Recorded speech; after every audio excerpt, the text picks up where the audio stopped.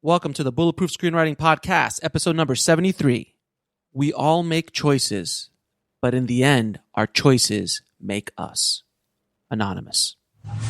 Broadcasting from a dark, windowless room in Hollywood when we really should be working on that next draft. It's the Bulletproof Screenwriting Podcast, showing you the craft and business of screenwriting while teaching you how to make your screenplay bulletproof.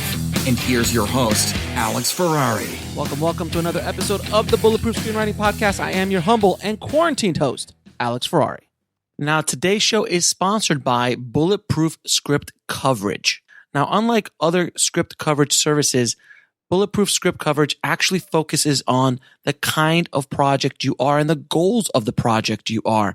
So we actually break it down by three categories: micro budget, indie film market, and studio film. There's no reason to get coverage from a reader that's used to reading tentpole movies when your movie's going to be done for $100,000. And we wanted to focus on that at Bulletproof Script Coverage. Our readers have worked with Marvel Studios, CAA, WME, NBC, HBO, Disney, Scott Free, Warner Brothers, The Blacklist, and many, many more. So if you need your screenplay or TV script covered by professional readers, head on over to covermyscreenplay.com. And guys, I have a special treat for you. If you are interested in getting a 3-part video series on screenwriting and how to write blockbusters in Hollywood today by some Oscar winners, some multi-billion-dollar screenwriters, all you got to do is head over to bulletproofscreenwriting.tv/free video series. Sign up for it there and you will get 3 amazing videos, almost an hour in length total, in your inbox. So just head over to bulletproofscreenwriting.tv/free video series. Before we get started, guys, I set up a special link to help people affected by the coronavirus, and you can donate to Feed America. There is a lot of people in need out there, and Feed America is a great organization, and they're helping millions of people on a daily basis, and they also need your help. If you want to donate even $5, $10, it goes a long way. Head over to indiefilmhustle.com/help.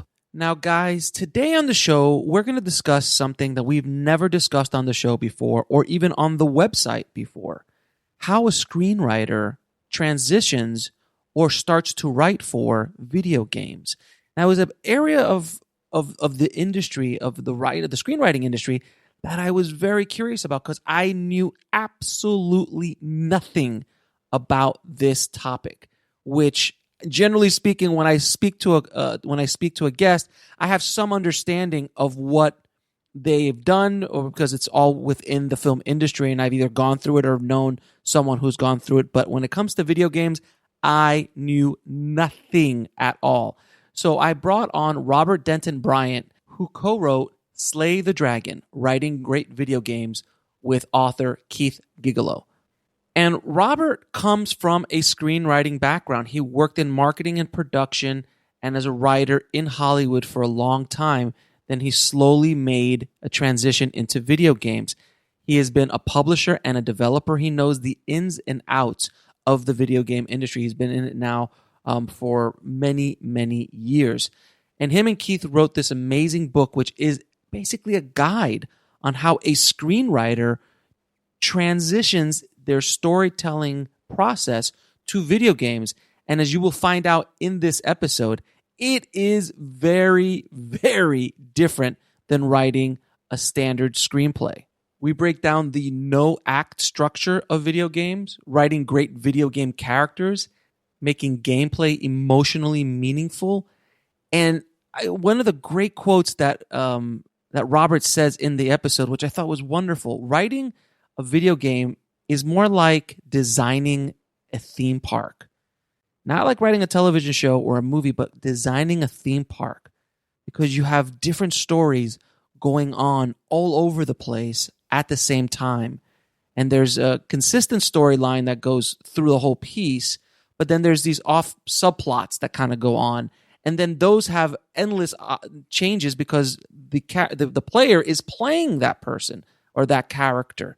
And it's just so fascinating to watch Robert talk about how you write for this world.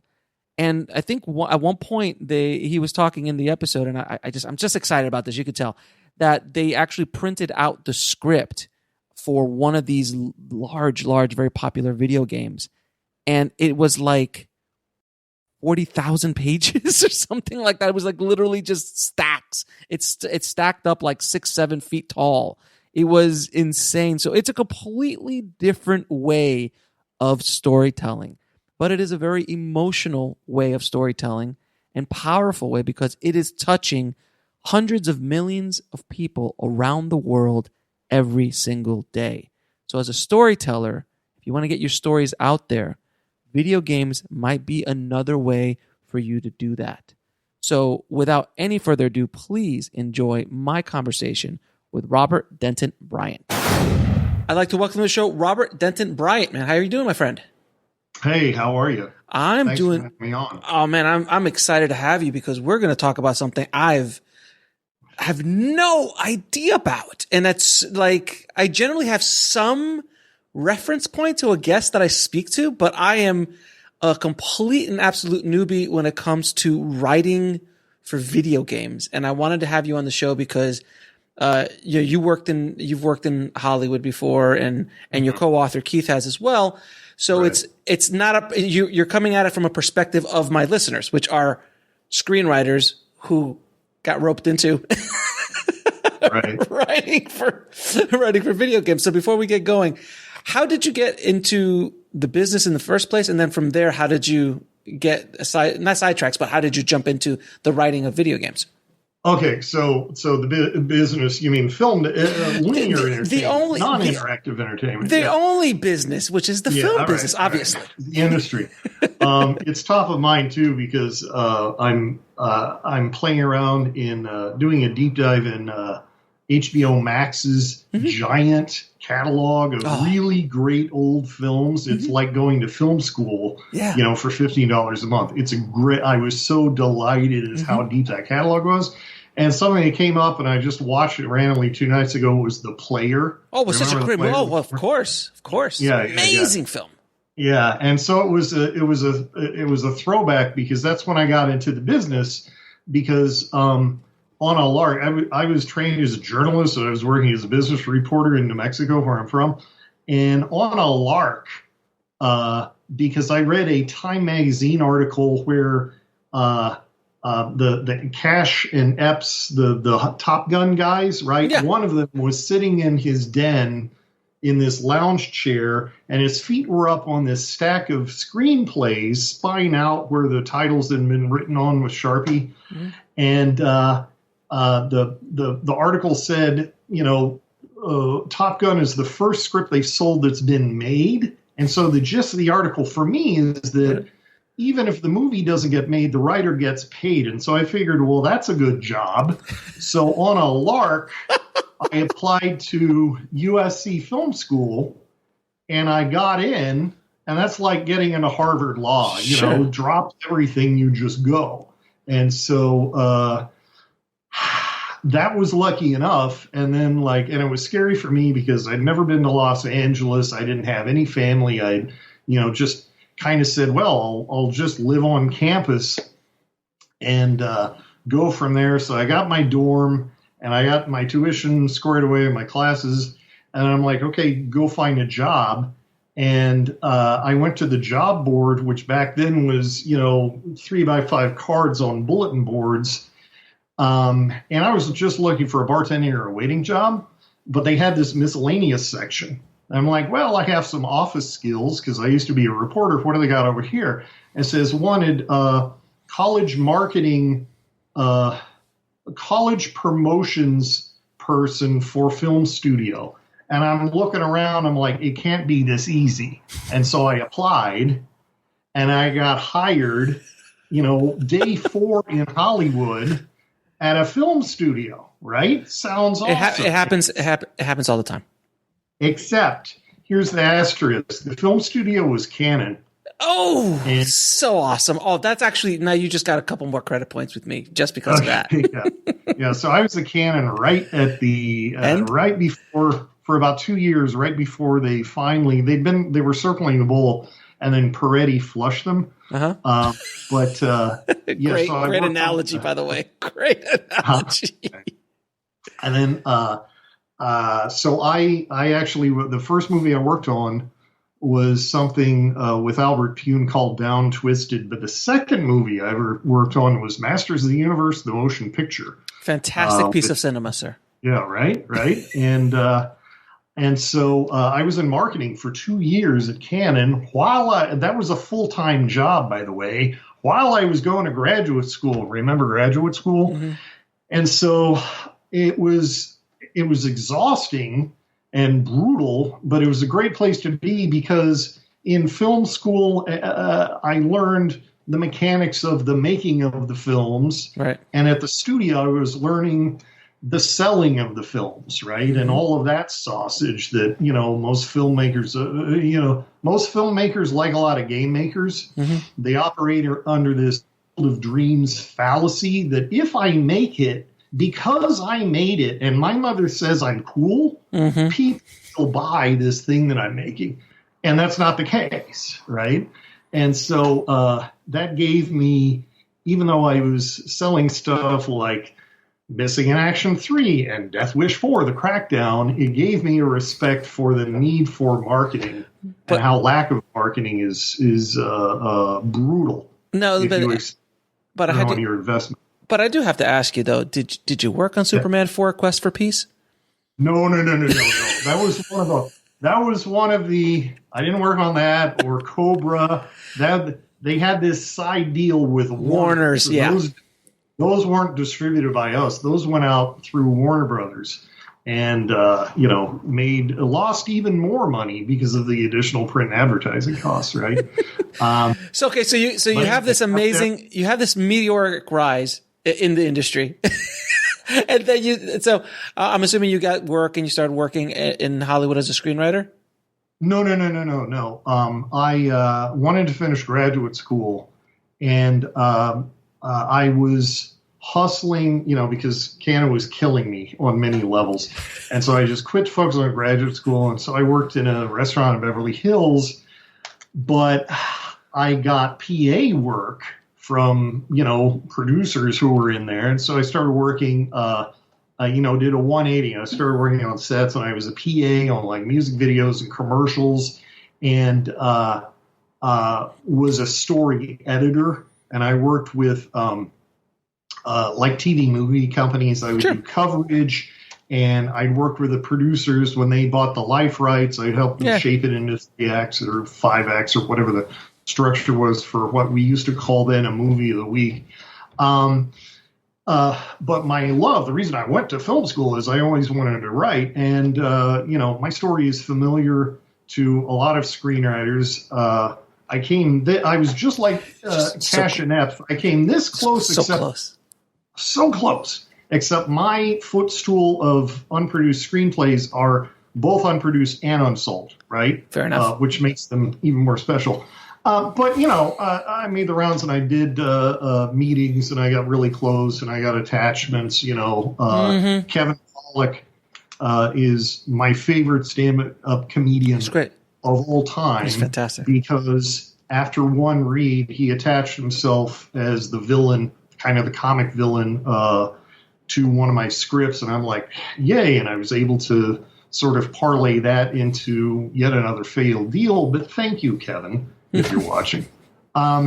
You just have to hustle and you have to have an iron skin and you have to focus on the work and actually do the work and put your tushy in the seat. I was looking at the website. You've had some major guests on here. One of the people you've had on, who I'm honored to be in this group, is Ken Atchity, right? Mm-hmm. Yeah, Ken, yeah. And Ken Atchity, I read his book years ago, A Writer's Time, and it's one of the few books on writing that I'm like, this helps me because he talks about process and he talks about put your tushy in the seat, right? And so, I'm writing, I'm trying to get stuff, I'm doing day jobs, but here's the problem. You have to love your day job, right? And I wasn't. And so at that point, I was doing marketing for like a real estate consulting firm in like downtown LA. And so I did that thing that you're not supposed to do. Don't do this, kids. I quit my job without another job in front of me. Because I had the love of a good woman. She was like, you're miserable. You got to do something. And all I knew was I wanted to work in computers, right? This was the late 90s, right? There was this cool new job that I thought was really sexy, webmaster, right? I thought, I want to be a webmaster. That sounds awesome, right? Oh my you God. Get this cloak to wear. It's like a dungeon master. It's like a dungeon master, but different. I want to be a webmaster. And so I just found a temp firm across from my gym, and I walked in there, and they looked at my resume and say, oh, PowerPoint, that's kind of multimedia, right? And I'm like, yeah, we could embed sound clips and stuff. She's like, multimedia. That's a term. That's a term I haven't heard in quite some time. Were you working in there? Were you working with Macromind? Were you working with Macromind Director? At the time? In a second, yeah. Because they said, PowerPoint, it's kind of multimedia. We'll send you to Mattel where you can test CD-ROMs. And I'm like, people get paid for that? That's almost as cool as webmaster. Is there a cloak too? And so I started at Mattel, the toy company, in their little CD-ROM division where most of their stuff was developed in Macromedia Director, testing in quality assurance. I was a tester, making certain everything worked right. And if something didn't work right, I'd write up a little bug report and it would get sent to the developer to be fixed, you hope. And that parlayed into my whole second career where I rose up through the ranks of QA testing, moved over to product development where I was a producer, where I was a project manager. And after 3 years at Mattel, I moved over to Crave Entertainment that was doing first PC and then a lot of console stuff. And so I think after year 4 or 5 from that very first job at Mattel, I became studio director at Crave, where I was sort of the guy greenlighting all of the projects and listening to pitches from developers and giving interviews like this one from the booth at E3 and stuff like that. Right. Your mileage may vary, kids. It may be a very different path, but I got incredibly lucky. And so I worked in games having had this Hollywood background, right? So part 2 of the story is I hired Keith, my co-writer on Slay the Dragon, Keith Giglio, because he and his wife they're both SAG writers, and there was a strike. Was it 97 or 98? Yeah, something like that. Yeah, 2007, 2008. Yeah, yeah. So they were on strike, and I needed a writer because I'd just been hired by yet another toy company to head up an in-house interactive studio that was building a really big open world game. And I thought, wow, this is really cool. And I'm the exec producer. I can hire whoever I want. So I hired Keith because I knew he had daughters, and I knew that he had played video games. But more importantly, he and I had collaborated. I compare us to David Bowie and Iggy Pop, right? Always would collaborate, always would be the first one to show new stuff to and everything like that. And a lot of, Keith and I came out of different film schools. He went to NYU, I went to USC, but at the same time. And so we both went through very similar screenwriting eras where it was all about structure, right? And, Keith taught me about 15-page sequences, and when you get 8 of those put together or whatever it is, then you have a screenplay. And so I hired him to help me write this really big open world game. And that became an exercise in frustration for both of us, mostly him, because he'd sit in his office and come up with a cool idea. He'd run into my office and say, hey, can we do this? And I'd say no, because it's a game. You can't lock the player down and just push story at them. The player wants to have a hand in the frame. The player wants to have some agency over their own experience, right? And so he'd grumble. He'd get it, but he'd grumble. He'd go off to his office. About 20 minutes later, he'd run back into my office and say, hey, can we do this? And I say, no, we can't. It's a game. And so that, Frisha, I mean, we've known each other for decades. We're like brothers. He's like the brother I never had.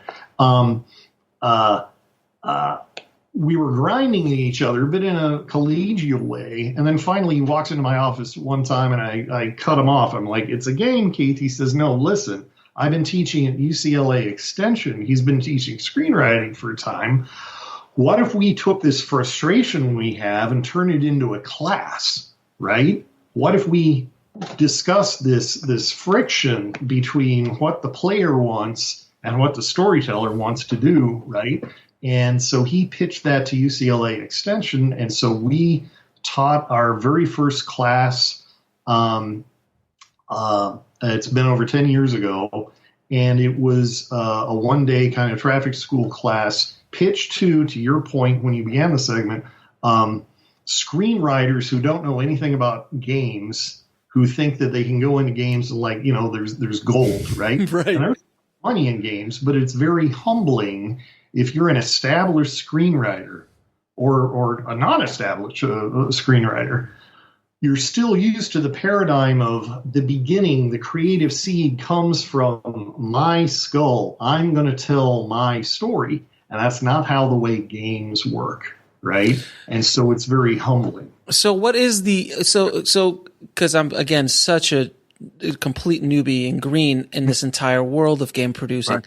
What is the hierarchy of game producing? Meaning, like in films, there's the executive producer, director, writer, DP. What is it for game producing? Just the general big heads.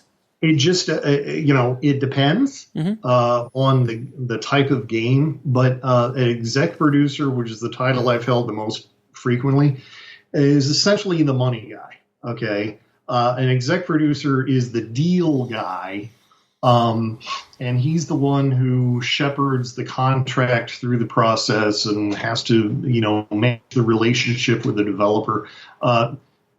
Game publishers or are like movie studios. They finance and market and distribute, right? So when you hear me talk about publisher, think movie studio. And the exec producer, it tends to be the studio guy who's managing the developer. And when I say developer, that means a company that actually makes the games. They're the ones that hire the programmers and the artists and the voiceover talent and everybody. And that relationship, that contractual relationship, is stressful. It's stressful because every time you make a game, you're making that game for the first time, right? Hollywood has almost 100-year head start on getting technology sort of perfected, which mitigates surprises on the technical end, right? What causes production delays in Hollywood is stuff like, star egos or weather going bad, or you have some very rare catastrophic accident on the set. But for the most part, 10 shoot days or 90 shoot days is 90 shoot days, right? With games, especially, it's getting better now with game engines, but for so long you'll commit to, we're going to have this feature and this feature and this feature, and then you actually start to do the R&D to try to code the thing and move it into the flesh and deliver on what you promised.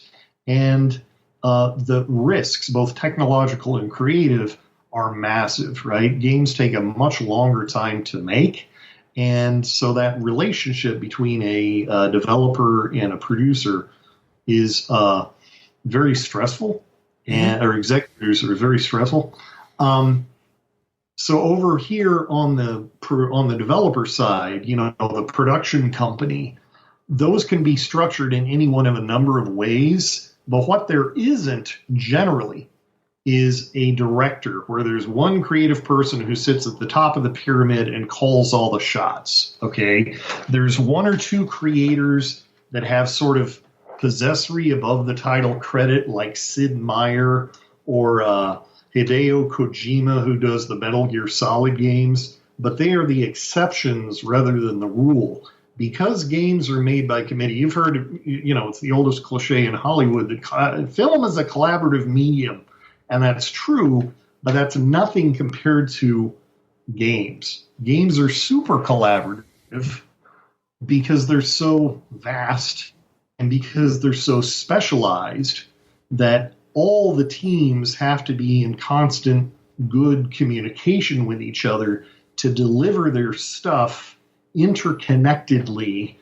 And so games are sort of managed by a producer, a project manager, a team of producers, and some of them may be more or less creative in terms of working with the art director or the head of narrative, right? A game writer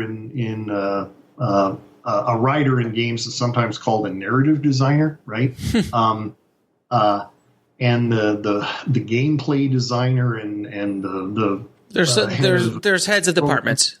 There's heads of departments, and you as the producer have to make certain that everybody is on the same page. And so it's a very, very, very collaborative, very diplomatic. You have to listen as much as talk, and you have to be patient. And there's a reason that we have a very deserved reputation for crunch time in the industry, because the best laid plans, you can have the best plan and the best documentation and the best people, and still things go wrong on a day-to-day basis and the schedule slips.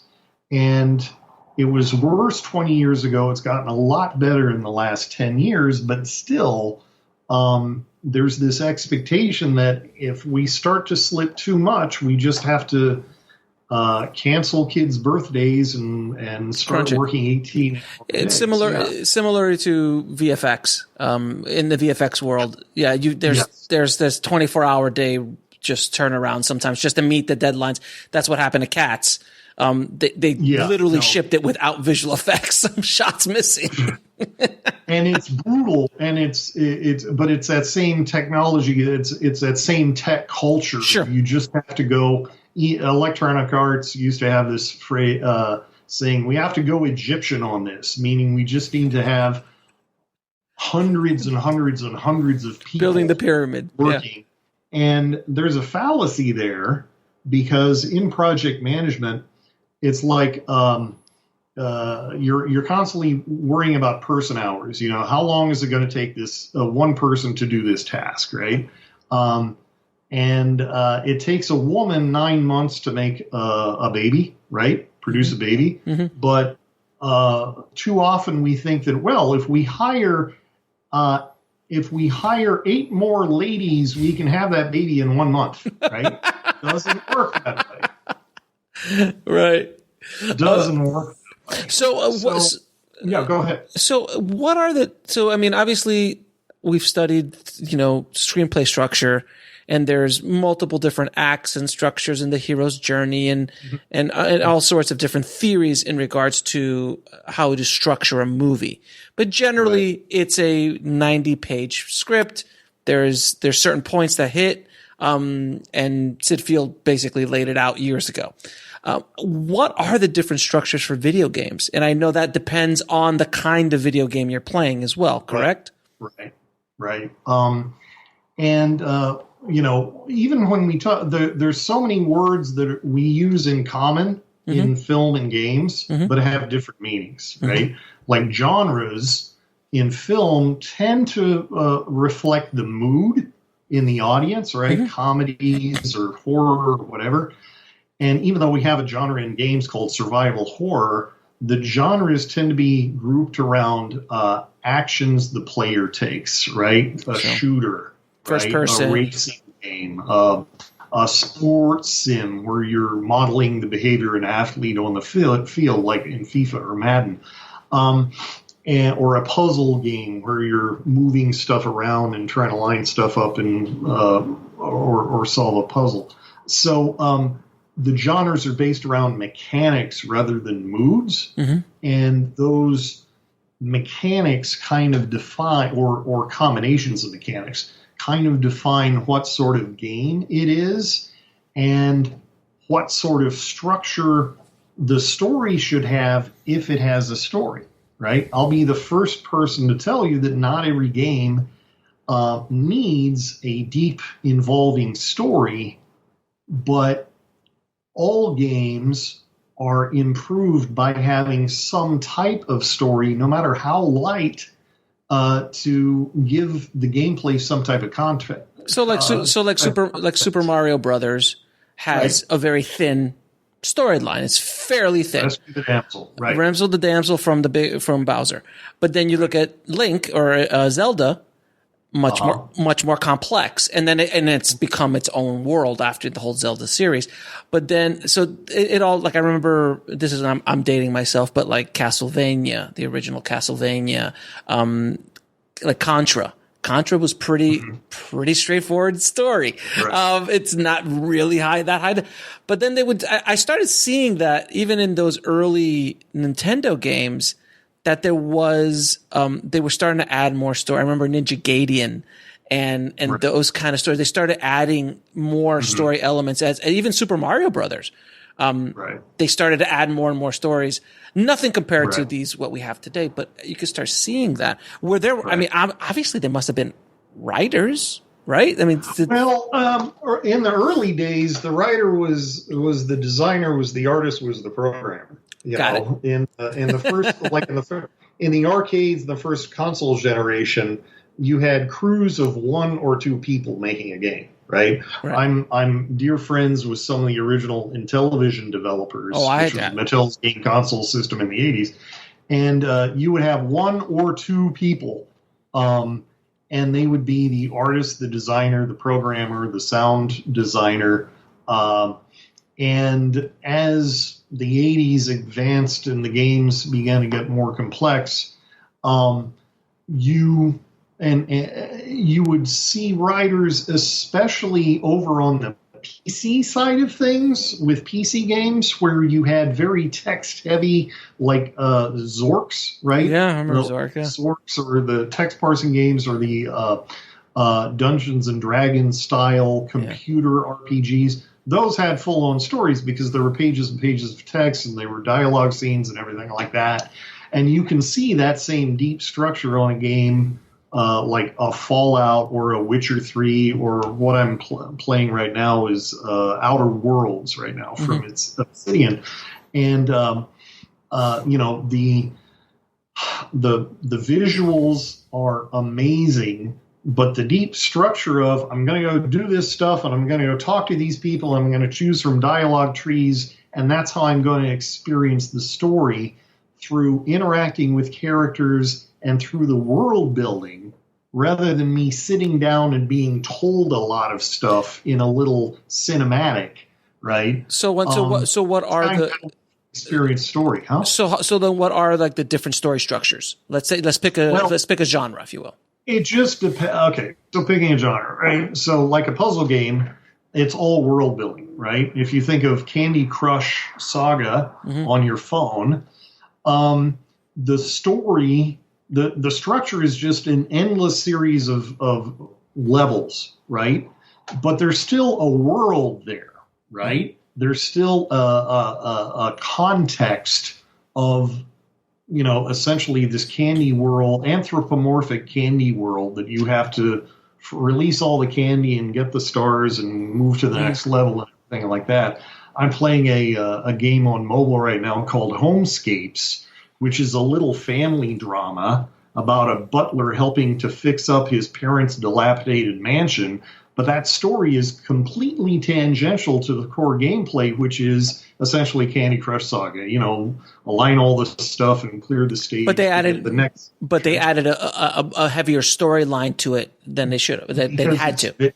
Then they needed to, and yet part of the reason it's successful is you get really engaged with these characters, right? And he's such a, he's a middle-aged man, he's balding, and yet he gets very upset when his parents start fighting with each other, it works on many levels. So that's a puzzle game, but the other problem, the reason it breaks down when you talk about structure is that a screenplay is 90, a movie is 90 minutes, 2 hours, right? It's finite in duration. And a game can be infinite. And I'm not even talking about replaying the game now that you finished it, but on a higher difficulty. I mean, we live in the era of Fallout and Grand Theft Auto and Witcher and Red Dead Redemption, these giant open world games that there's different levels of content you can engage in. There's the main story, but there's also side quests, sub-stories, or sub-stories, little side stories. And then there's also the story of you just running around in the world getting into trouble, right? One of my favorite games from 10 years ago was Grand Theft Auto 4, right? Which was set in fake New York, and you play this really tough Eastern European guy who ping-pongs back and forth between all these factions of the New York City criminal underworld. It was a great story, really involving, with a great anti-hero that you play as named Nico Bellic. And I was enjoying the story. I was enjoying the game. And then I went online and I saw that if you steal a car and run at a 45-degree angle into a swing set, that swing set will act like a trebuchet and shoot you hundreds of feet into the air. Okay? At that point, to heck with Nico Bellic, I want to play Bob flying through the air on my swing set trebuchet, right? Yeah, and I did that for like 4 hours. I was like I was literally a kid with a new toy, playing. How far can I go? I wonder if I can go across the Hudson River into the Bronx on in my car in a launched like that, right? And you can still find videos on YouTube of this ridiculous bug in the game that they reported, and the producers decided, you know what, that's pretty fun. It doesn't crash the game. The player can have fun with this. Let's leave it in. Let's not fix the bug, right? So you do that, and that's you playing as sort of a pure video game player. You're in your own story, and the story is you, the gamer, doing this cool thing, right? And so there's always this tension between, and we describe it in the book as Aristotle versus Mario, right? Aristotle is the story that the storyteller wants to tell, and Mario is whatever the player wants to do, right? And sometimes those are a complete opposition to each other. Well, so is it more, because I'm just trying to wrap my head around it from a story perspective. So if you're going to sit down and write, a new a Witcher, let's say, right. And say you're gonna write The Witcher, you're very much into world building first and foremost. So there's subplots and stories about this little town here, that little moat there, what that dragon is over there that he's got to slay. There's a backstory on that. So there's just a lot of writing regarding the world. Tons. So there's that writing process. Then the main character, then the main villain, or multiple levels of villains. Then you've got all of Joseph Campbell in there. You've got the trickster. You've got the mentor. You've got so it's like storytelling on a massive open scale where the screenplay is a very defined highway. It's literally the road is gone, and anything your eye can see is now needs to be kind of filled as a game writer. Is that a fair assessment? It's fair, and you're absolutely right. And another way of thinking about it is it's not very useful for very long to compare a big budget video game to a feature film. Yeah. It is fair and much more useful to compare a big budget video game to either a theme park or a television series, like a big epic multi-season television series. Because massive. It's so massive in scale, storytelling scale, like Games of Thrones for Game of Thrones. Yeah, for if example. we're allowed to still talk about Game of Thrones. But that's a great example. I mean, what the reason that works as a book and a film and a TV series until it didn't is that there's something for everybody. Hey, you're tired of this character and this plot line? Be patient, because we're going to do a complete gear change geographically, but also in mood and tone, to where, like the best of dramatic television, it serves that short attention span. You get a little into the story, but not too much, and then there's a scene shift, and now we're picking up on it. It's like eating at the buffet, right? You get a little of this and a little of that, and a little of that, like, ooh, scampi.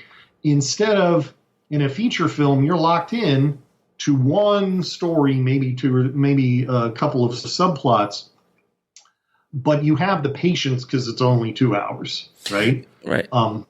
So with games, you can compare the 3-act structure to kind of the meta structure of how you as a player approach a game you've never played before. The first act is the tutorial, where you learn how to play the game. And part of learning how to play the game is the exposition of the game world and who are you playing as and what can you do and what can you not do. How will I succeed in the game? And then you go off into an infinitely long second act, if you will, right? And that's you playing the game. And then there has to be some sort of ending. There has to be, in most genres, especially in most narrative genres, story genres, there needs to be some type of conclusion to the story. In an abstract game like Candy Crush Saga, no, there doesn't need to be, it's part of the business model. This will go on forever, okay? Right. Because we want you to keep buying lives. But in even like the last Zelda, Breath of the Wild, which was an amazing game. It's the first Zelda I'd played in years and years and years.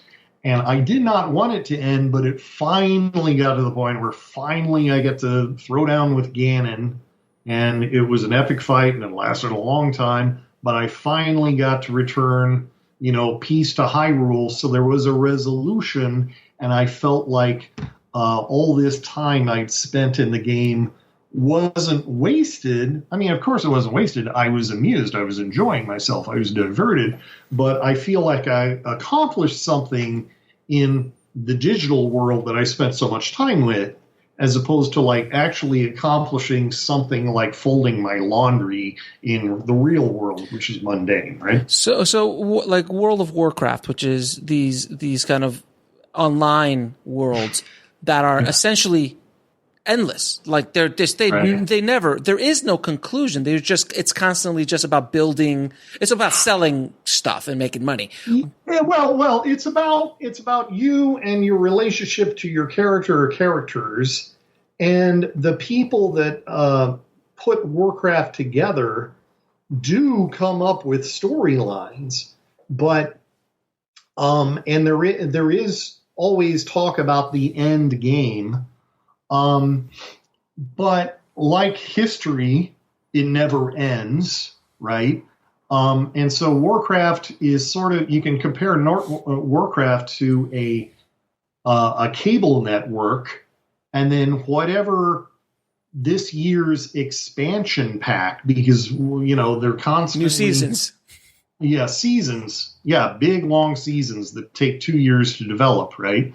And, Warcraft, I know I'm too familiar with Warcraft because my ex-wife and I played Warcraft solid from like 2004 when it came out through our divorce in 2009. Right. Are you beginning to see the problem? Warcraft, I do not have children.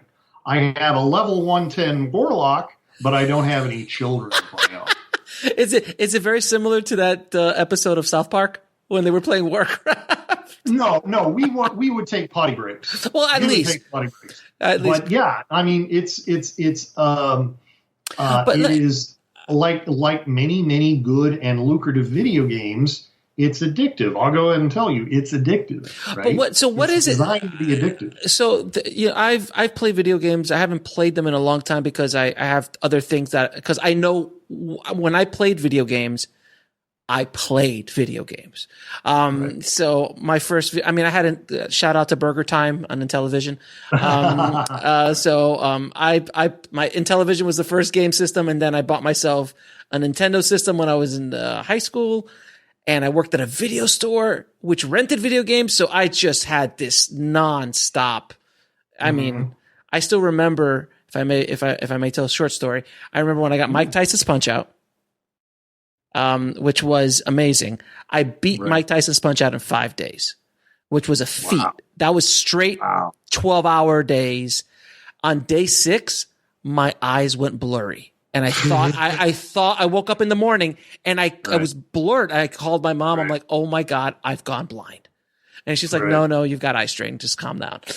So I don't play as much as I used to, but I'm fascinated with these stories of hearing how like people literally died in like Korea playing these games. Yeah, China. The guy who died playing WoW was in China, and he didn't take a potty break or a food break or a water break, and he just expired playing the game. And this is terrible. No one wants this to happen. That's insane. It's not like the people at Blizzard were like, woohoo, we killed one. Like, no, it's not. Yeah, no one. As a matter of fact, I mean, from early days, Warcraft was, on the loading screens. You occasionally have to stare at a loading screen. And they would put tips and tricks on the loading screen, and one of the more frequent one was remember to go out into the real world and explore outside the world of Warcraft. Like, hey, take a break sometimes, guys. So with a screenplay with a movie, it's a screenplay. So you're handed a 90 to 120 page book or screenplay. Right. What is the thing, and what's the format? What's the thing you hand to? Is it a thing? Is it like scripts like on a TV series where you have new episodes every week? Like, how does it work? Okay, so there's no standard format that we're getting there, and there are some that's amazing tools. Yeah, but there's no standard format because it's not driven by because the deal isn't brokered over the script, right? The deal is brokered over a demo, okay, if you're lucky, and sometimes over a design document.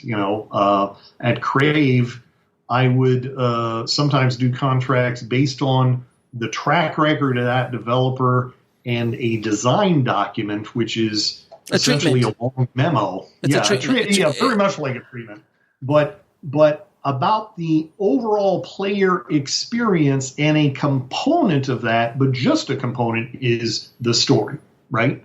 So, the where games come from is from developers coming up with cool things for the player to do, and then the writer comes along, you hope very early days, to come up with a great context so that those players can do that, right? A good example is Electronic Arts released Apex Legends about a year ago, and essentially it's a Fortnite clone. Mm-hmm. Hope I'm not offending anyone. Mm-hmm. It's a successful Fortnite clone, but it's a Fortnite clone. It's run around and kill the other 49 people on the map, and good for you. There are feature differences. There's a story difference. The tone is very different. Fortnite is a very whimsical battle royale murder sim, and Apex Legends is a little more gritty, a little more adult, a little more post-apocalyptic. And there are feature differences in terms of the way you do things, the way you can more easily, say, make teams in Apex Legends. All of that, none of that relates to So it's not like you pitch just the core gameplay. You pitch gameplay plus narrative context plus new features and new technology. It has to be this whole plus developer track record. It's a lot easier for you to get a contract, your studio to get a contract, if you've put out something, rather than if you're 4 kids with a server in the garage saying, hey, give us $1 million so we can make this game. But so unlike the screenplay, like the movie can't be made. Well, arguably can't make a movie without a screenplay. If you really truly want to, you could do it out of a script. I've seen some of those. And you could do a scriptment, or there's successful stories, movies made without. But generally speaking, movies without a screenplay doesn't get made. Right. But video games could get the ball rolling very comfortably without a specific guide, blueprint right away as far as story is concerned. As far as story is concerned. Yeah. Or even as far as gameplay is concerned, because so much of it is you're trying something, you're testing it. Is it fun? Is it not fun? Okay, let's make some tweaks. Let's test it again. Is it more fun? Is it less fun? And then you're filling it in around, you've heard that cliche about building the airplane while it's in flight. That's very much like game development, right? Because, and Keith is very passionate about this. Keith makes the argument in the book that the sooner you have a writer in the room, the better, because historically what's been kind of creatively a problem with a lot of games is the head of programming, who loves him some Star Wars, thinks that makes him an expert on the hero's journey and science fiction and character and dialogue and plot and structure and all the other things. Yeah. And so the sooner you can have an actual writer in there whose sole focus is to kind of see what the gameplay is developing into and saying, oh, well, you're doing this sort of thing. The player has an opportunity for this. We could tease a really cool quest line out of that particular aspect of it, right? Or that you're having the character, you're having the player character have this sort of group of actions. That tells me a little bit about what their personality is like, right? You want somebody in the room, or a couple people in the room, that can take everything that's being done on the gameplay side and kind of use that as hooks to start building the story out and start developing, the things that are going to be the, what we now refer to as the narrative design of the game. Now, how is dialogue treated in gameplay versus, because I'm assuming there's no Quentin Tarantinos in the game world, where their dialogue is so snappy that they're like, oh my God, I have to play that game just to hear the dialogue. Okay, well, no, because imagine playing, I don't know, The Hateful Eight, the video game, right? That'd be a rough game. With all that dialogue in it. You're sitting there with the controller in your hand. Listening. Wishing these two people would just shut up, okay? No disrespect to Quentin, but I have a controller in my hand. I don't just want to hear Samuel Jackson and whomever, and their witty banter, right? And so dialogue, we do have what we call cutscenes or cinematics, which are mini mini small movies that have dialogue, and those are written as conventionally as possible, and the scripts for those look like pages from screenplays. But there's the bulk of dialogue comes in either like interactive, where I choose, in an RPG or in a certain types of action or adventure games, where I'm going up to a non-player character and I'm having a conversation with them, and they'll say something, and then I can choose different responses on the bottom, like a choose your own adventure.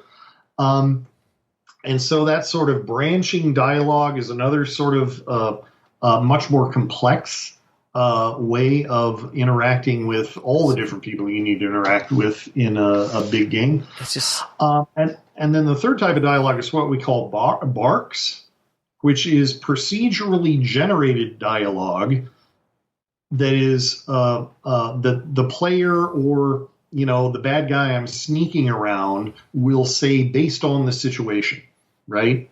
And so all this video game dialogue is we're talking about format is either written in or eventually makes its way into Excel. One sentence, one line per row in Excel, and then voice talent has to sit there in the booth with headphones on and go line by line and read every one of those lines discreetly, and it's cut up into its own little sound file so that the goon number 12, when you accidentally hit the controller and make a noise, even though you're fighting, can say, "Hey, did you hear something?" Right? Right. But he can't just record that one line and be done. The problem with barks is you have to come up with 6 or 7 or 8 different ways of saying, "Did you hear something?" Because if not, every time he hit it, it'd say the same thing and it'd get repetitive. You don't want it to be repetitive. Yeah. And so I went to a cool presentation at the Writers Guild several years ago where they had all of the nominees for best game writing. And they were all in this panel of the Writers Guild. And they had the guys from Fallout New Vegas there.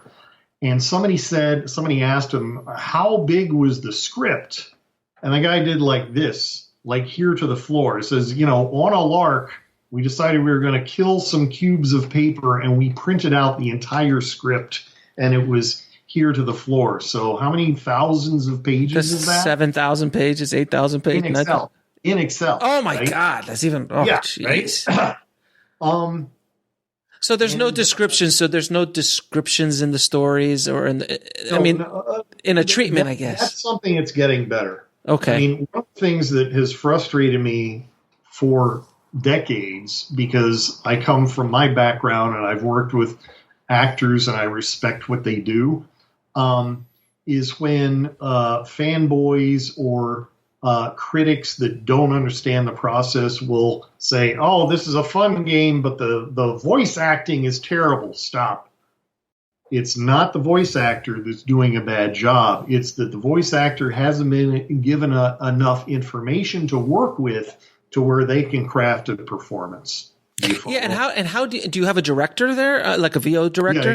Yeah. You have a not a film director, but you have a creative director or a head of sound or a head of dialogue whose job is to understand the story context of all of these characters. Right. And very often you'll have the line of dialogue in Excel, and then the next field over on the same row, there might be a bit of stage of direction, like a parenthetical in a screenplay, right? And in screenplays, we know that nowadays we don't put a lot of those in because the director and the actors want to craft the performance. You just write the dialogue, screenwriter, right?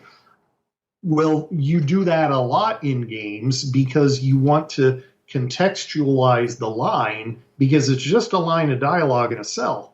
You don't know where the scene is necessarily. You don't know what the context is necessarily. You very often, even though you should, know what the triggering action that's going to trigger the character saying this line, right? And so that director has to be responsible for giving the character as much information as they can. And so they have a very, very, very big responsibility, and the good ones are very good and will come into a voice session armed with as much information, including like character sketches, so that the voice talent, the actor, can know what she looks like, this person she's going to be reading this long list of very often interconnected lines. It's also super rare that you have, unlike, say, animation, where you have two characters in the same booth to where they can react against each other. Sometimes, if it's a linear, like a mini movie, like a cinematic, sometimes you'll do that. But the bulk of it is me alone reading line by line, and it takes days, depending upon the size of the role. Yeah, it's brutal. Now, so, I mean, I'm going to ask this question, but I have a feeling that it doesn't apply, but I'm going to ask it anyway. How do you write a compelling hero? Because it all depends. If it's a one kind of player thing, but like the new Star Wars, whatever, Battlefront or whatever it was, I just saw a commercial for, right. You could be Obi-Wan, you could be Darth Vader, you could be Yoda, you could be a stormtrooper, and those are different storylines and different perspectives and different everything. So let's say, just for argument's sake, you have one hero. How do you write one that people really connect to? Because obviously, Mario is Mario, but Link, more specifically, in Zelda, is a little bit more relative to what I'm talking about. Right. So we. No, it's a very good question. You have to ask yourself, again, it relates to what type of game is it, right? And Link is very often what we call the mute hero, right? He's sort of this defined but because he's mute, he's kind of the tabula rasa, right? And he's sort of generically good, and he's going to do heroic things because that's what the player wants. Because the more heroic I am, the more risks I take, the more rewards I get, and it's an adventure, right? I'm not having very much fun as a player if I just cower in the corner, right, and play defense. I want to go out into the world. So you have mute heroes like Link or like Mario was another one. Freeman in Fallout, Mario. They gave Mario lines starting with Mario 64, so he had dialogue. So Mario got a better agent. What's his name? Is it Snake from Metal Gear? Snake, like a solid Snake. Mm-hmm. He's very verbose and says all kinds of cool tough guy lines. So he's a defined character who is not mute, and so he's more like a action hero or like a cinematic character that we want to follow. Lara Croft, right, has lines. You know who Lara Croft is. So when I choose to play Tomb Raider, I know who I'm playing as. It's Lara Croft, and she has this backstory and this trauma in her life, and that affects this. Or like Drake's Fortune. I was playing through the Nathan Drake series that Naughty did. That's, it's like a boy. He's a male Tomb Raider, kind of. Very different, very American, very sort of cynical. But I know who it is. Then there's a third type of character, and this happens in open world RPGs quite a bit, where you, the player, get to help define who you are, right? And so Outer Worlds is like this, and Fallout is like this, where broadly your character is somebody who was born in an underground vault in this post-apocalyptic world, and for whatever reason you're sent out into the vault and sent out into the dangerous world where they have mutants and giant scorpions and everything, and have to do heroic deeds in order to solve the mega quest across the whole game. But you get to define who you are. You get to play the way you want to. It's a role-playing game, so very much like Dungeons & Dragons, you get to define your character. You get to play as a kind of brutish warrior who kicks ass first and asks questions later, or you get to be a very persuasive, congenial kind of bard character with a lot of charisma who doesn't like to fight and likes to trade and engage people that way. And so those are two very, very, very different characters. It would be really hard to do a game based on Fallout because even though it's a popular game series, it makes millions of dollars, it's very, very popular, there's no one central character that everybody has in common. It's very much like World of Warcraft. Right. But Halo. That movie was but Halo horrible, even though it looked great and it was a lot of fan service. I was a fan. I felt like I was seeing the world of Azeroth, but I had no idea who these characters were in this story because that story is not my story playing the game. There was a real tension. Is that why there are rarely, if ever, video games that translate well to cinema? It's like I can't even think of maybe a handful. I'm trying to lose. It escapes me. I know Lara Croft, Tomb Raider, the first one. It's fun, but that's very specific because it's just we know who Lara Croft is, and they just write a new adventure. Very like Sherlock Holmes. But why is like Doom and there's so many bad ones. Warcraft. I think there's a lot of reasons for that. I think that with World of Warcraft. First of all, that was Duncan Jones directed that. David Bowie's son. Mm-hmm. He came off of Moon, which is a great little, it's a little indie thing, little indie thing, and it's like what Hollywood did to Josh Trank. He does this great little indie thing, and is like, here, let's give him too much money and all the expectations with that money. And they will get into trouble. I think that there are good video game movies. I haven't seen the Sonic movie, but my students who loved the Sonic movie felt satisfied. They felt like it was fun, and it felt like Sonic. But it's a character, though. Sonic is not a very deep character in the general. You're defining the question even further. Yeah. You asked about video game movies, and that was a video game movie. Arguably. Detective Pikachu, same way. Detective Pikachu found a giant audience. Oh, yeah. I think, yeah. But then we have Super Mario Brothers. Okay. No, we don't. No. That happened so long ago. Yeah. That's why we don't have a Zelda movie now. It's because of that movie. It's why people look, it's an evolving. This is an evolving medium, mm-hmm. and we as filmmakers have been trying to figure out how to adapt video. Well, first of all, we're trying to figure out what is it that makes this game so popular, and what can I distill out of that to make a creatively successful movie as opposed to just a marketable movie where I'm just borrowing the IP.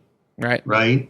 And that's what Doom, that's what all of the ones that, the famous kind of failures, is, hey, this is popular with the kids. We're trying to sell tickets to kids. So let's make Street Fighter the movie with Raul Julia. Hey, right? Mortal Kombat, though, doesn't age well. Mortal Kombat. Well, I've never seen those, but those were some of the better ones. But, Mortal Kombat still... But Mortal Kombat first one does not age well. So if you watch it now, you'll go, what is that? But still has the greatest opening theme song for, Now I have to finally watch it. I mean, the theme song is where, and trust me, they let you know because they play it 7 or 8 times in the movie. They just constantly are playing it. I think that ultimately, to answer your question, I think that what we're finally learning is that what makes these games popular and can translate into a creatively successful movie, creatively and commercially, is either the central character or the world. In Sonic, it's the central characters. Right. I want to have fun with all the sass of Sonic, right? Mm-hmm. Or in the case of Detective Pikachu, it's Ryan Reynolds playing Pikachu. That's funny. But also, I got to finally see the world where the Pokemon live side by side with the humans. And that was such a delight as somebody who, I played Pokemon 20 years ago with my wife. It's why we don't have children, but we have all the Pokemon.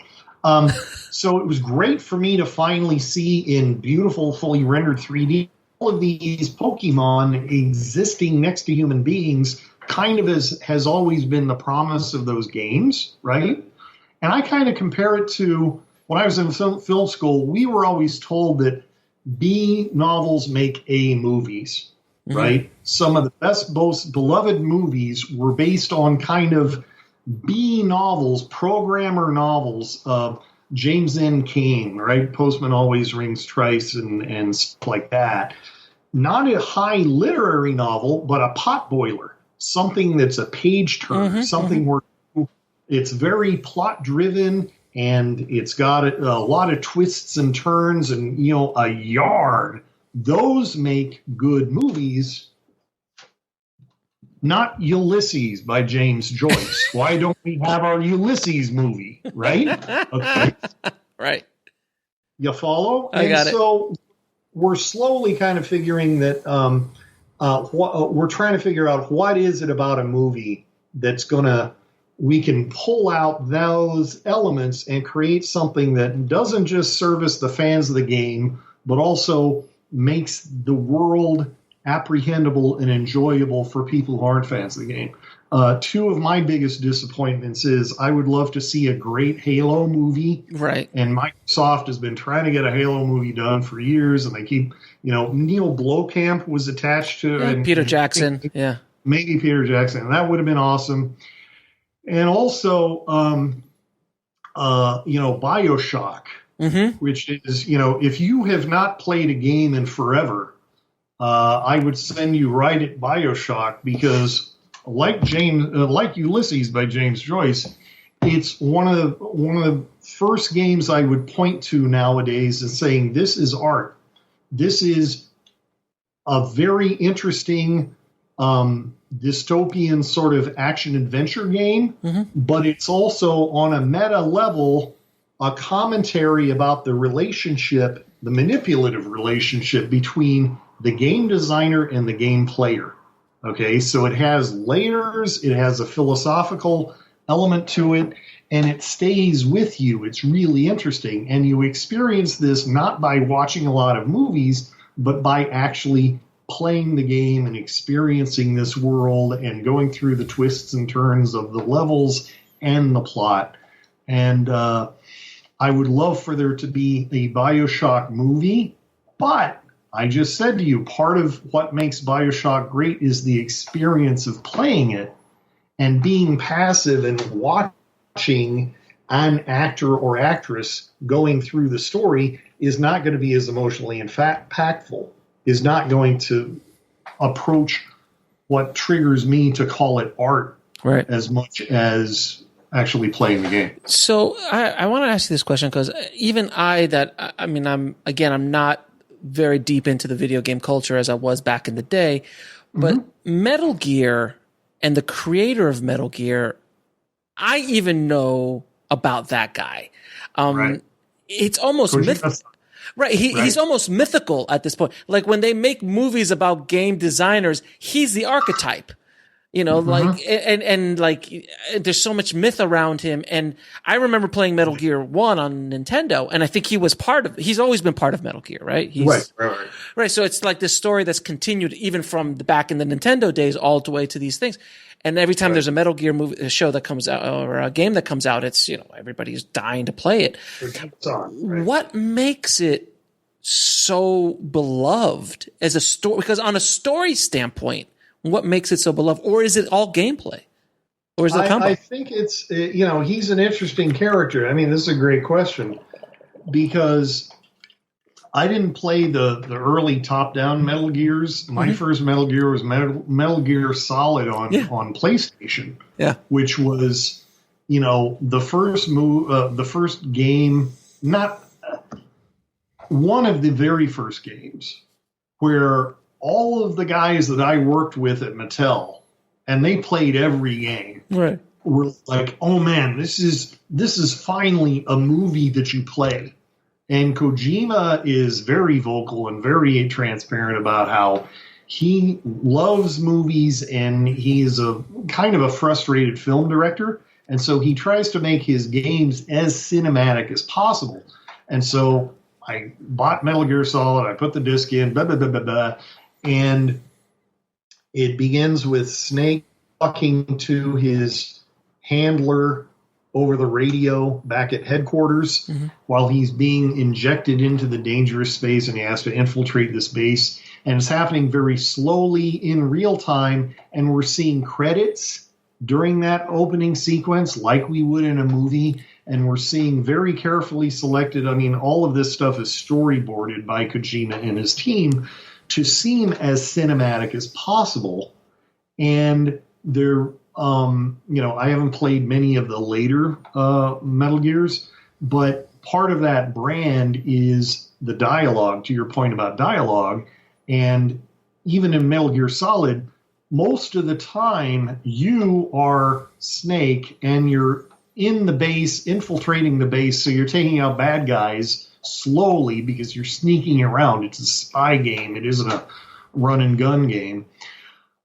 But what makes it seem like a deep story is he's always talking to his on the radio to his handler or his mentor, or the old crusty colonel who has seen it all, done it all, or the technical person who's going to advise him on technical stuff. And there's every one of these characters seems like a fully motivated dimensional character. Snake starts flirting with somebody, some young girl in the office and everything like that. And so it's kind of like you're playing a video game, but you're also listening to a radio play, even though the dialogue is represented by the text playing up on screen and two little semi-animated vignettes of the characters, so you can keep track of who's saying what. But you feel like you're, I don't know, in a movie, but you're definitely involved in a drama, a radio drama with visuals. And that's something that he's been able to deliver on, that level of narrative engagement for 20 years now, 25 years now, 30 years, going back to the 80s, Metal Gear. Yeah. So he's a genius. He's one of the people that has launched. He's been so creatively successful. He's launched an entire generation of people that want to make video games just like Kojima-san, and just as story driven and just as cinematic. Right? He's the Spielberg, he's the Kubrick, he's the Scorsese. He's close. Yeah, he's one of those guys. He's on Mount Rushmore. Probably. Yeah. And now so he's been able to combine. So the reason I ask is because he is one of the more passionate players. Really, like if you love Metal Gear, you love Metal Gear and you follow it. I mean, you go back to play the original and you follow it all the way to where it is today, because there is a storyline that's continued. He seems to have combined one of the few that's combined the cinematic experience with awesome gameplay. So it's the best of both worlds, but the way he does it is very unique. Like you're saying, he's talking to someone and it works within the genre of game. Like that wouldn't work in another genre, or it could be different. Yeah, I think that his choice of game and story genre, the game genre is action, spy top-down third-person action. The story genre is espionage thriller, like Tom Clancy. He's in Tom Clancy territory. And I think that works, but it's not it's an experience that's informed by cinema, but it's not purely cinematic, because in video games you have what we call HUD, heads-up display, or UX, UI, user interface, meaning, and I'm not just talking about like the health bar around the edges of the screen, but early days, the bad guys, the patrol guys that he was supposed to get around, they'd be patrolling their path, and if they heard you, they would get this exclamation point. Right, I remember. Heads. Yeah, I remember. That doesn't happen in real life. I've tried. Right? And yet we buy it because the surreality of the video game we accept that because we need that information because it helps us play the game, right? It's just on a storytelling standpoint, it seems to be a really interesting combination of more traditional narrative storytelling mixed with really wonderful gameplay. So, so I have to ask this question. So I'm a screenwriter. I'm writing screenplays, and I want to write video games. I want to get into the business. How do I go about it? What's step one? Besides buy your book. Besides buy your book, obviously. Okay, buy the book. Thank you. Thank you for reminding me. Yeah. Buy Slay the Dragon. No, hold on. I got my copy right here. Great story. Okay, there we go. Now we're synced up. Or it's also available in China. Nice. So it's cool. Keith and I have written a book I can't read. Nice. No, if, that very first class, how this whole book started was Keith and I taught a class at UCLA Extension. That class was filled with mostly screenwriters who had that very same question.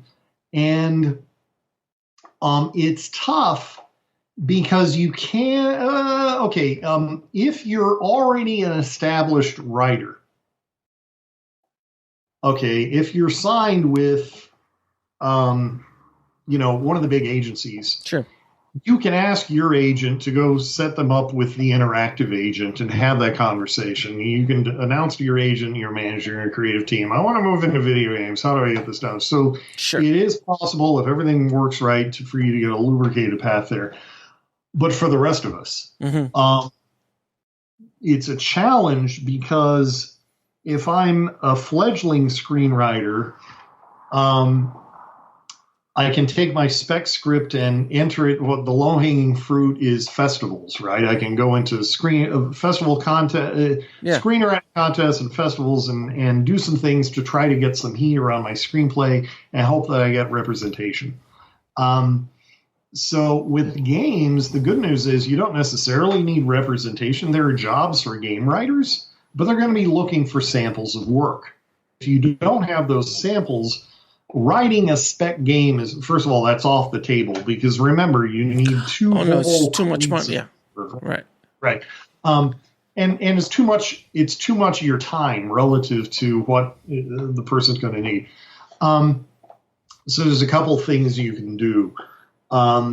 There are level editor. First of all, if you're expecting to get a job writing games without having played games, forget it. Start playing it. Okay. All right.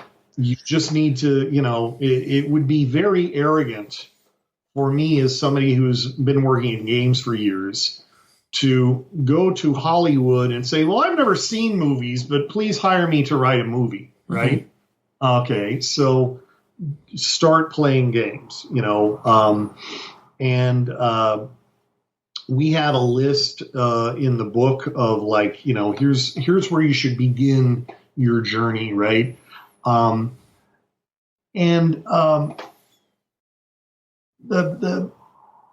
first of all, start playing games, and you're not gonna like every game, just as if you're gonna be a screenwriter, you don't like every movie, right?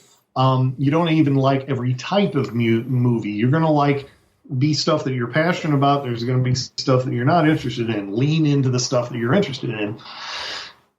And depending upon the game, there might be a level editor, or there might be some path to creating content for that game. And some of that content could be narrative. Okay. I don't know that this is true anymore, but there used to be a game called Neverwinter Nights. And for years, Bioshock, that developer, if you wanted to get a job as a writer for Bioshock, they'd be like, great, go download Neverwinter Nights, which was a Dungeons and Dragons based RPG. Play the game, then download the level editor and put together your own little dungeon crawl. Okay? Using all of the tools, all of the assets. What you're going to add to it is what happens when you're going to script the level, meaning you're going to create the story the way a dungeon master in D&D is a storyteller, right? You're going to create that, put that together, send it to us and we'll take a look at it and we'll see if you've done anything interesting or not. I don't know that that's available anymore, but there are games where you can create your own content within the game engine that the actual developers did. So you can, it's kind of like the Star Wars analog. The analog there is like writing a spec sitcom episode of your favorite sitcom, right? They want to know, do you get the world? Do you get the characters? Can you write jokes in their voice? All of that, right? Right. Got it. Or there's a program, and it's free, called Twine, Twine, and it's essentially an engine for doing branching path stories, right?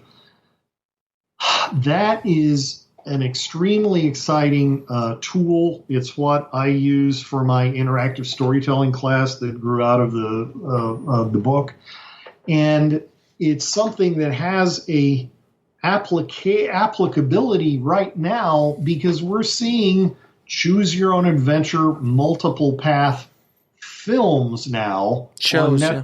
Mm-hmm. Okay, we haven't talked about Bandersnatch or its forerunners or the latest one, Kimmy Schmidt, Unbreakable Kimmy Schmidt, which was a delight, right? It's just amazing, and that's a proof of concept of something that I've heard people talk about, and I've been talking about it since I was in grad school, which is like, when are we going to have an interactive movie? Well, now, thanks to Netflix, we have, and they put a lot of money into that technology, and now they're just waiting for content.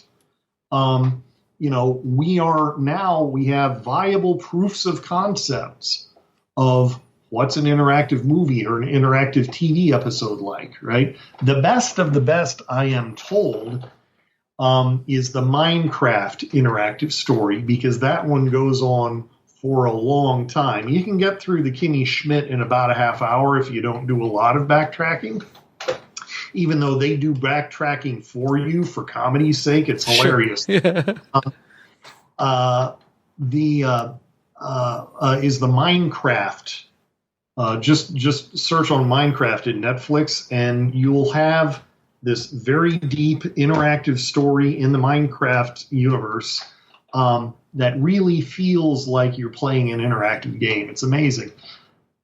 That same sort of choose your own adventure, branching path narrative you can do tonight with Twine. This is a plug. Just Google Twine. I think their website is twinery.org. Mm-hmm. Is it a free service, or is it free? No, it's free. It's free. And then just add-ins you can buy and stuff like that. Sure. But the base is absolutely free. And so you can get going for free. And there are other sort of interactive tools like that, but Twine is sort of like the big daddy. And just putting together a little story, okay, because you're a screenwriter, right? You can do prose, you can do a dialogue scene, do that, but give me some branching path and make it meaningful.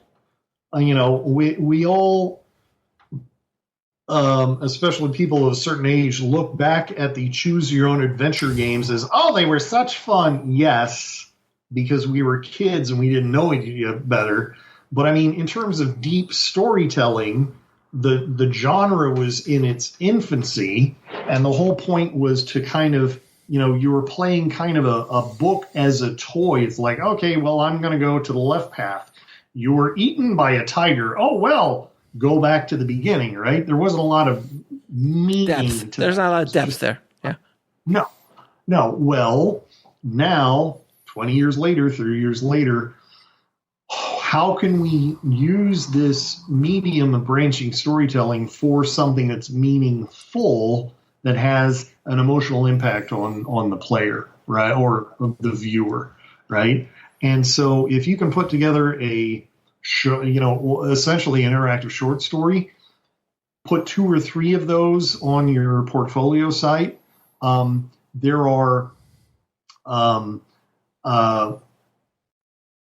There's places out there where there are readers that love to read this stuff. Building yourself a following on like fan fiction sites, they have interactive fiction sections where you can put that, or you can just, send it in as a sample. You don't have to publish it. You can send it in as a sample when there's a game writing or a narrative design job or another job you can look for is content designer or quest writer. They're looking for people that understand interactive storytelling on top of linear storytelling, right? And, the reason that I got so passionate when I got into video games is I felt like I had a handle on screenwriting traditions and what criteria we use to tell an engaging cinematic story. Let's see if we can't bring emotional engagement and the storytelling parts of video games up a little bit and make it meaningful, make it moving, right? And that's at the end of the day, that's it. Do you have something interactive? Doesn't have to have graphics attached to it. That's not your job. But can you do something in that basic choose your own adventure format that if I spend 10 minutes, you've surprised me, you've engaged me, you've done all the things that a good screenplay should do if you want to get noticed, right? Fair enough. Now, I one last question before I ask you a series of questions I always ask. Oregon Trail. Is that like the first narrative story video game? When did that come out? That was like early DOS. That was early DOS. It's one of the first. It was one of the first, on purpose, consciously educational bits of software. But probably the first story game is Colossal Cave Adventure or Adventure was the name of it when I played it on a mainframe computer. Wow. Part of the problem of being my age, teaching history of games, is I have to do a lot of table setting with college kids today who don't know what a mainframe computer is, don't know what a teleprinter is, right? They barely know what a CD-ROM or a floppy disk is, right? But that was the one, that was a text parsing game where it had kind of a medieval fantasy kind of setting. You see a tree with a door in it. Look, door. That I don't understand what that means. Look, door. And you have to tell the computer and basically play a guessing game as to what words it wanted to know that would unlock the next little chunk of story. The door magically opens. It's dark inside, but you see a lamp on the table. Light lamp. You don't have any matches, and you cannot get people to play this game 30 years later because it's so absolutely frustrating. But back in the late 70s, when we had nothing but time waiting for the bombs to fall, you had the patience to have this conversation with this computer to try have it tell you a story bit by bit. And then Oregon Trail came 3, 4, 5 years later. All right. So the first question I always ask is what advice would you give a screenwriter trying to break into the video game business? But we've already kind of covered that. So what is the lesson that took you the longest to learn, whether in the film industry, the game industry, or life? Well, geez, doctor, how much time do you have? Yeah, I think it's to trust myself, right? Because I have really good instincts when I don't get in my own way, right? And so it took me years, but I stopped writing something and then I couldn't wait to show it to somebody because I needed a pat on the head. I needed validation. I'm getting much better about, objectively, this works or this doesn't work, right?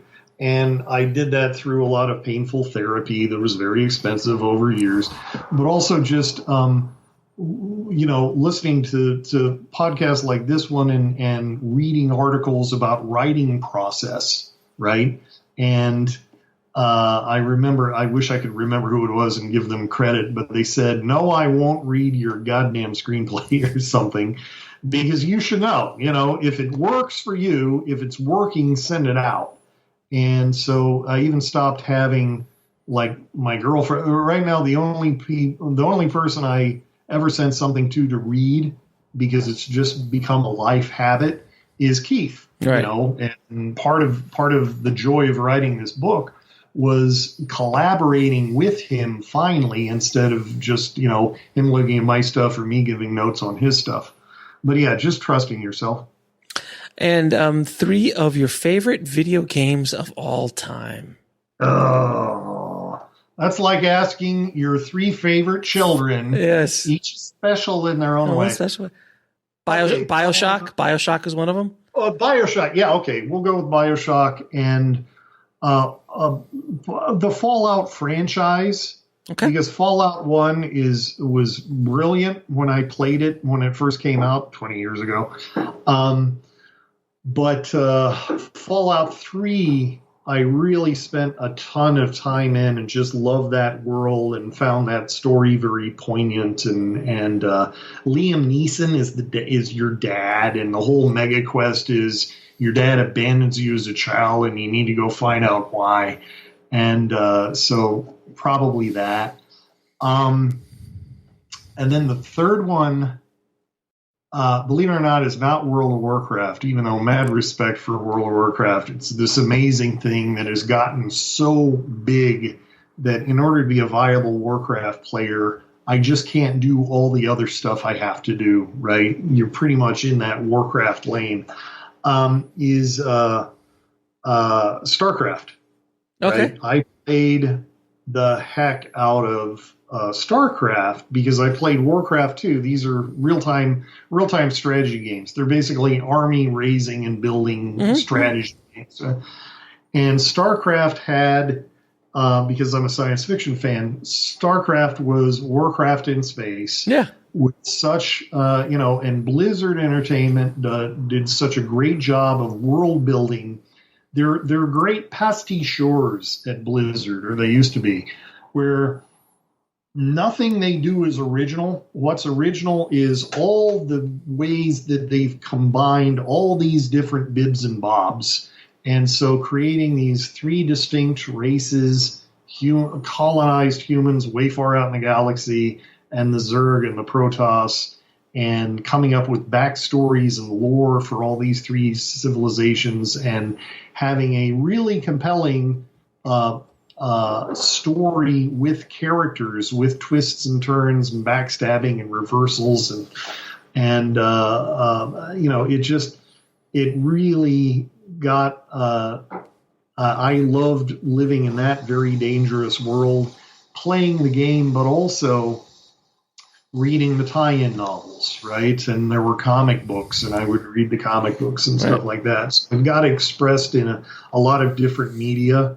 And so, and I still haven't finished StarCraft 2, believe it or not. Part of the reason is it was released in 3 big chunks over a number of years, but also is like, I kind of don't want to, because I kind of don't want the story to be over, right? So probably that. Now, and where can people find you and get the book? Okay, so I'm on Twitter at FumCandy is the most direct way to reach me. And if you're ever in Austin, I'm in St. Edward's University as the director of video games and video game development and animation. We have a brand new animation major that we're launching in the fall. Nice. And I'm excited about that. But the book is available on the Michael Weezy Productions website, and it's discounted, and I think free shipping sometimes, depending on what you order. But it's also on Amazon and all the ones. It's on ABE. Barnes and Noble, all that stuff, yeah. It's never Barnes and Noble. Powell's still kicking in the crisis, and so you could order from Powell's. If you're in the right region, Half Price Books has it. So yeah, it's super available online, or you can go to slaythedragonbook.com, which is Keith and I's little website for the book, and there's all sorts of sales links right there. Man, Bob, it has been an absolute pleasure. Thank you for just taking me on this kind of mini masterclass in video game writing and video game history, and I feel like busting out my old Nintendo, my old Super Nintendo, and start playing. Was it Goldfinger? Is it Goldfinger? GoldenEye. No, GoldenEye on the 64. Yeah. Is it? Why is that? Why is that such a legendary game? Because it was one of the first console 3D shooters. You know, Doom and Quake had been around on the PC for quite some time, and this was the first implementation. Thanks to the N64, could do pretty good 3D on the cartridge, and that controller where you had a lot of control. It wasn't like a mouse and keyboard, but it was close enough.